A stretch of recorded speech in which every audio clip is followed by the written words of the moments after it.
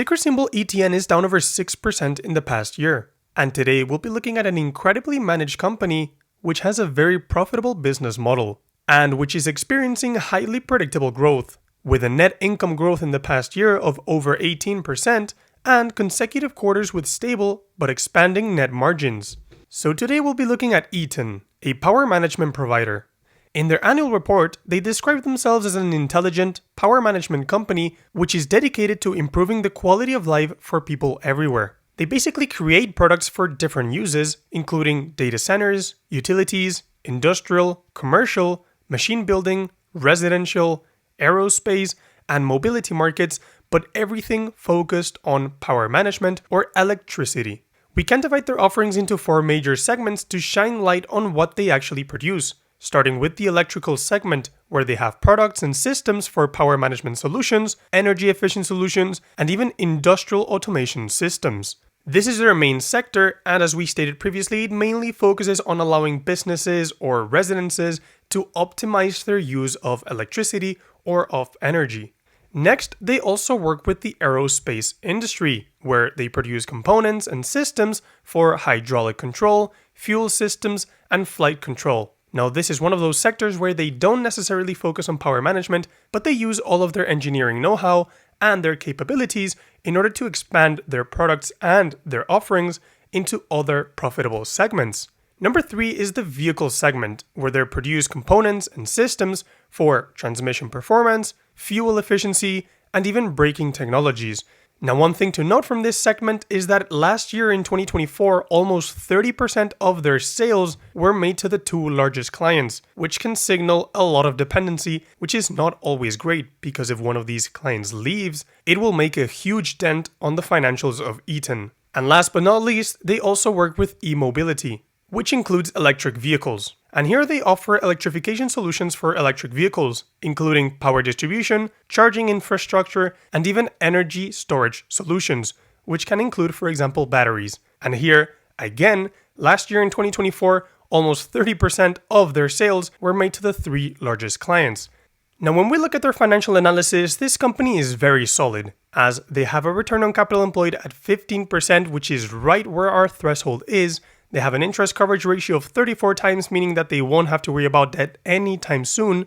They have a cash conversion rate of 81%, gross margin of 38%, and a net margin at 15%, which is again right where our threshold sits.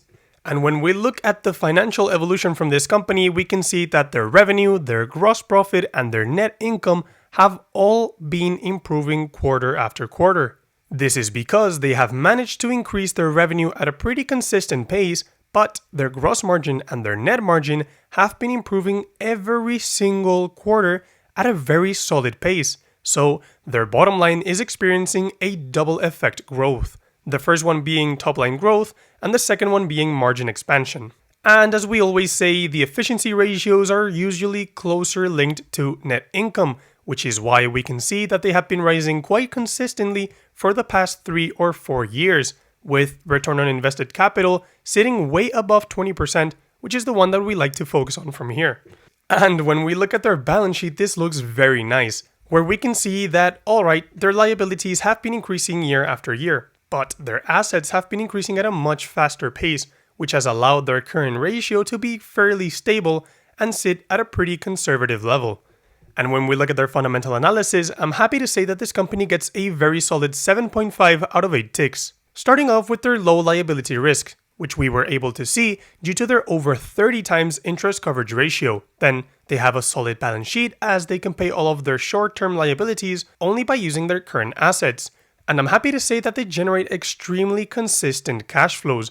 These cash flows are similar amounts every single quarter, and you can more or less predict where the following quarters will rank in terms of cash flow consistency. The great part is that these free cash flows are growing organically, which is mainly being allowed by, first of all, that organic revenue growth, but as we have also seen, that margin expansion, which is very important.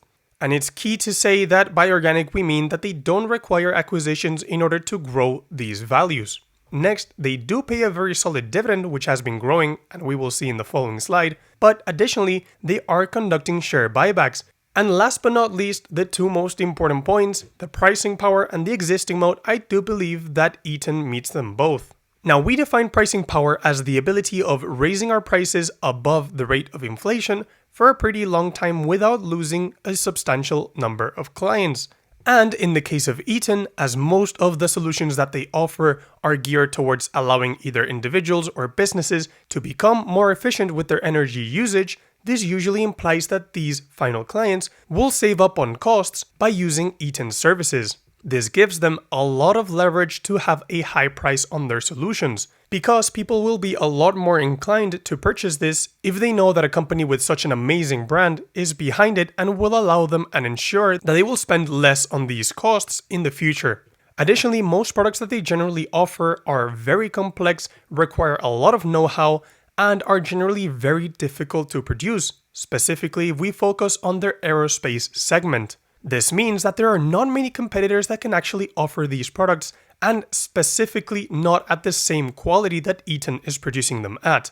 This gives them, apart from an existing moat, it gives them a lot of leverage in allowing to increase their prices without their clients actually being able to find a different or better supplier, giving them that pricing power ability. And in terms of an existing moat, they have a very high retention rate with customers because, as we have discussed, there are not many suppliers for those complex engineering solutions. But additionally, if you've used any of Eaton's solutions and you're very satisfied with how everything is going on, chances are that you will become a repeat customer, and the next purchases or the next projects that you want to overtake, you will use Eaton as a supplier again, which creates those non-tangible barriers to entry. And when we look at the dividend, we can see that they have been paying a very consistent dividend, which has been increasing over time. We can see that their dividend yield is currently the lowest it has been in quite some time, and that their payout ratio is sitting at around 41%. I generally like this payout ratio to be under 30%, but as long as it doesn't get to 60%, this should be a relatively safe dividend. And when we look at their valuation analysis, we can see that their current price to earnings is trading a bit on the high side when it comes to their 2 or 3 year average, sitting around 30 times earnings. And when we look at their free cash flow yield of 3.02%, we can see that this is pretty much aligned with the 3% long-term inflation rate, suggesting that this company may be trading at fair value at the moment. And now when we look at risks and possible challenges, we can start with the worsening competitive landscape, where, since this is a pretty lucrative business, a lot of companies are now starting to offer solutions in this sector. Specifically, those solutions are tailored towards data centers and the aerospace industry, which are two of the main industries that Eaton currently works with. With the new emerging technologies, these have a lot of applications specifically in the power management industry, so it is key that Eaton starts to develop those capabilities and is able to offer them to clients before all of the other competitors in the market. But I actually see that the cyclicality risk is a bit heavier, since a lot of these massive scale projects or transformations for power management or investments into charging infrastructure generally take place when the economy is booming. Whenever there is an economic downturn, this investment and this spending generally decreases, which will directly affect Eaton's revenues.